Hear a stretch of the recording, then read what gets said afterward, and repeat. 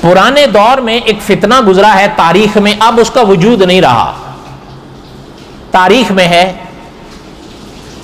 اگر میں غلط نہیں ہوں، کوئی غلطی ہوگی تو میری طرف سے ہوگی، اگر میں غلط نہیں ہوں تو تقریباً کم و بیش 8 صدیاں ہو گئیں اس کو، دم توڑ گیا.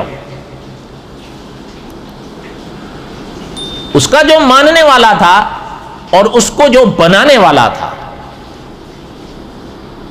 اس نے جہاں اور کئی باتیں لکھی ان میں ایک بات اس نے یہ لکھی، کہتا ہے مجھے انسانوں سے یا مسلمانوں سے ایک بات سمجھ میں نہیں آتی. کون سی بات؟ لکھتا ہے، کہتا ہے کہ اگر وہ ایک گھر میں جنم لیتا ہے اور اس کے ساتھ کوئی لڑکی جنم لیتی ہے، دونوں ساتھ میں پل بڑھ کے بڑے ہوتے ہیں، دونوں ایک دوسرے کے مزاج کو سمجھتے ہیں، دونوں ایک دوسرے کے رویوں کو سمجھتے ہیں، دونوں ایک دوسرے کو برداشت کر سکتے ہیں. اس کے سوا کہتا ہے کہ وہ لڑکی اس آدمی کا ہر کام کر سکتی ہے، اس کے لیے روٹی بنا سکتی ہے، اس کے لیے کھانا بنا سکتی ہے، اس کا گھر کا صاف صفائی کر سکتی ہے. جب یہ سارے کام وہ کر سکتی ہے، ان میں کوئی عیب نہیں، تو مجھے نہیں سمجھ میں آتا مسلمانوں کی بات یا انسانوں کی بات کہ وہی لڑکی اس کی جنسی تسکین کا ذریعہ کیوں نہیں بن سکتی. نعوذ باللہ، نعوذ باللہ. آپ سچ بتاؤ، یہ بہن کے بارے میں نہیں لکھ رہا ہے؟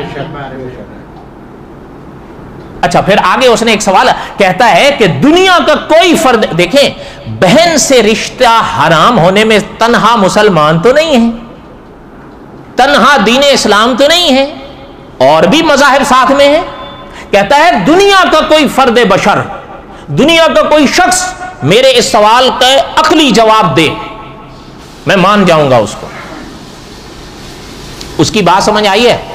اب سننا، آپ کے ملک کے سب سے بڑے عالم مفتی محمد تقی عثمانی صاحب، حضرت نے لکھا ہے، یہ میں حضرت کے الفاظ بتا رہا ہوں، حضرت نے لکھا ہے کہ اگر اس شخص کے اس عقلی سوال کا جواب دینے کے لیے کوئی شخص بیٹھے، حضرت نے لکھا ہے قیامت کی صبح آ جائے گی لیکن اس شخص کے عقلی سوال کا عقلی جواب ناممکن ہے.